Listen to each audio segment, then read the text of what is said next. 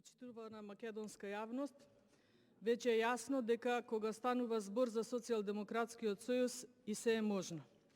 Па така, и пописот кој што СДСМ го втурнува и инсистира да се одржи оваа година, не е ништо друго, туку обид за манипулација со реалната состојба, како и избегнување и арогантно одбивање на сите наши предочувања и предлози за измена на овој предлог на закон за попис, кој е премногу лош и ќе направи карикатура од она што треба да значи вистински спроведен попис, кој толку долго се чекаше од страна на сите граѓани на Република Македонија. Целокупните активности во врска со пописот, владеачката структура ги спроведе во крајно нетранспарентна постапка, без учество на сите заинтересирани структури, а особено без учество на најголемата политичка партија во Република Македонија, а тоа е ВМРО-ДПМН.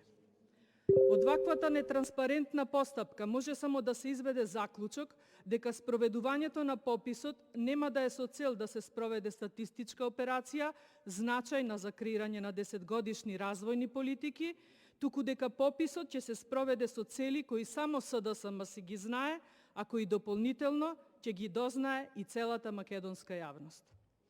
ВМРО-ДПМН како најголема политичка партија во Македонија и како најголема опозицијска коалиција во парламентот, целосно е посветена да се спроведе попис на населението и домаќинствата во Република Македонија, но попис кој ќе биде со честни намери и попис кој нема да значи реевиденција на државјани на Република Македонија, туку реевиденција на резидентното население во Република Македонија. Со оглед на тоа, дека се сериозни одстапувањата во методолошкиот пристап на веќе подготвениот предлог на закон за попис на населението и домаќинствата во Република Македонија во 2021, ВМРО-ДПМН имаше сериозни забелешки по овој предлог на закон и тоа. Прво, опфатот на лицата кои ќе бидат попишани согласно предлог законот нема да ја даде вистинската слика на резидентно население во Република Македонија, бидејќи население кое се попишува како резидентно, население се вообичаените жители во Република Македонија.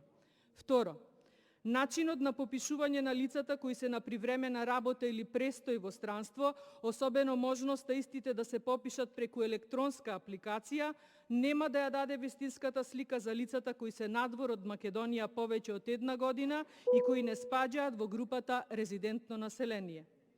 Вака дефинираниот начин на попишување ќе овозможи сите лица кои се на привремена работа или привремен престој во странство, без разлика на времето за кое се одсутни од Македонија, да бидат попишани како резидентно население.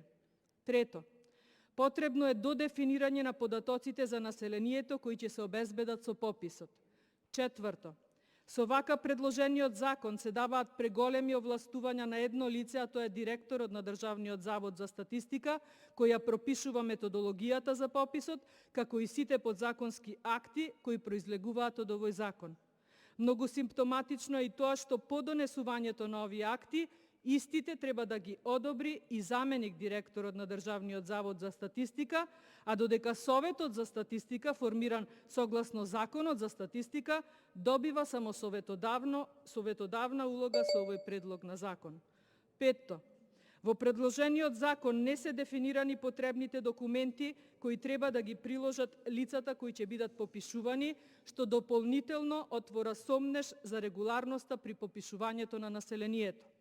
Шесто, за поголема веродостојност во податоците, предлог законот предвидува и користење на бази на податоци од носители на збирки на податоци, но не знам дали тие бази се ажурирани, дали ќе бидат веродостојни за користење, ниту пак дали од истите Државниот завод за статистика ќе ги добие потребните податоци. А според препораките за попис од 2020 на населението и домаќинствата од Обединетите нации, цитирам: неопходен услов за користење на овие бази е законодавството да му даде овластувања на Државниот завод за статистика за пристап до административни податоци на ниво на единица со податоци за идентификација и да ги поврзат за статистички цели. Исто така е важно националното законодавство за регистрите да е ажурирано и активностите на регистарските органи да се отворени и транспарентни. Доколку некој од овие услови не е исполнет, земјата треба да продолжи да се потпира на традиционалниот попис на населението како примарен извор на репер статистички податоци за населението, завршен цитат. Понатаму, во предлог Законот за попис 2021 може да се забележат повеќе политички наместо стручно професионални аспекти, за разлика од оние во Законот за попис од 2011. Па така, не е предвидено постпописно истражување кое се прави на најмалку 2% од пописната маса, а заради утврдување на квалитетот на редовниот попис. Ова значи дека евентуалните пропусти со овој попис би се прикриле. Во предлог Законот се споменува терминот државјани наместо лица, како што е во Законот за попис од 2011. Овие две категории се различни, а во контекст на пописот важна е категоријата лице. Овде најверојатно станува збор за замка со цел да се вметнат во пописот и лицата кои се подолг период од 1 година надвор од Македонија. Исто така се манипулира и со местото на вообичаено живење, кое во новиот предлог на закон се заменува со живеалиште или престојувалиште, што е суштинска разлика од терминот вообичаено место на живење. Понатаму, со предлог законот се регулира принципот на комбиниран попис, односно евиденција на податоци на терен со техничко средство пренослив компјутер со инсталирана наменска апликација за попис, со внесени бази на податоци од релевантни институции. Ако е вака, логично е да се постави прашањето дали ќе имаме интернет конекција на било која локација на терен низ Македонија и дали смеат и дали можат институциите да ги дадат своите бази на податоци да бидат внесени во секој компјутер од аспект на безбедноста на истите поврзана со останати закони, кој ќе гарантира дека нема да се случи некој вид на хакирање. Од особена важност, мора да има пописница на хартија барем за основните податоци за лицата кои физички ќе бидат присутни пред попишувачот и оваа пописница да биде базирана на личен документ од типот на лична карта, пасош, извод од матична книга на родени. Пописница на хартија мора да има и заради потребата која е со закон предвидена, односно законски е пописните материјали да се архивираат како национално богатство. Понатаму, со предлог законот предвиден е само еден попишувач, што е сосема апсурдно, особено ако имаме предлог за врзани потписи кај директорот и неговиот заменик на Државниот завод за статистика. Исто така, се предвидува само еден член на семејство да дава податоци за сите останати, и тоа и за оние што се во Македонија и за оние што не се. Во соодветниот член треба да се прецизираат потребните документи за идентификација, а не само да стои терминот соодветен документ. И конечно, во сите досегашни пописи на населението, најсензитивен дел беа прашањата за етничко-религиозните карактеристики на населението. Одговорите на овие прашања мора да се добиваат исклучиво со лично изјаснување на попишуваните лица.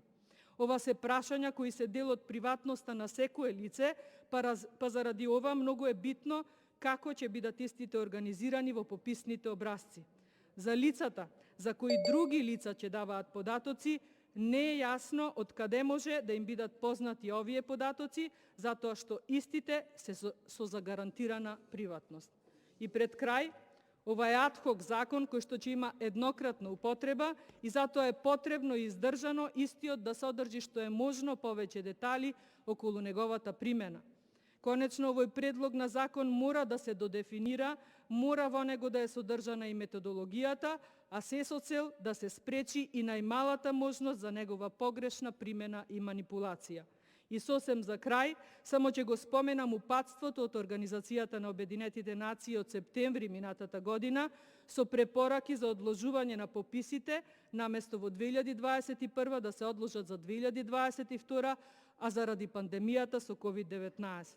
Одложување на попис направија многу европски и светски земји, но Македонија, односно СДСМ, ќе постапи спротивно на сите релевантни препораки и покрај катастрофалната состојба и справување со COVID-пандемијата. Конкретно, COVID-пандемијата беше опасна за карневалот во Вевчани, но нема да биде за спроведувањето на овој криминален попис. Ви благодарам.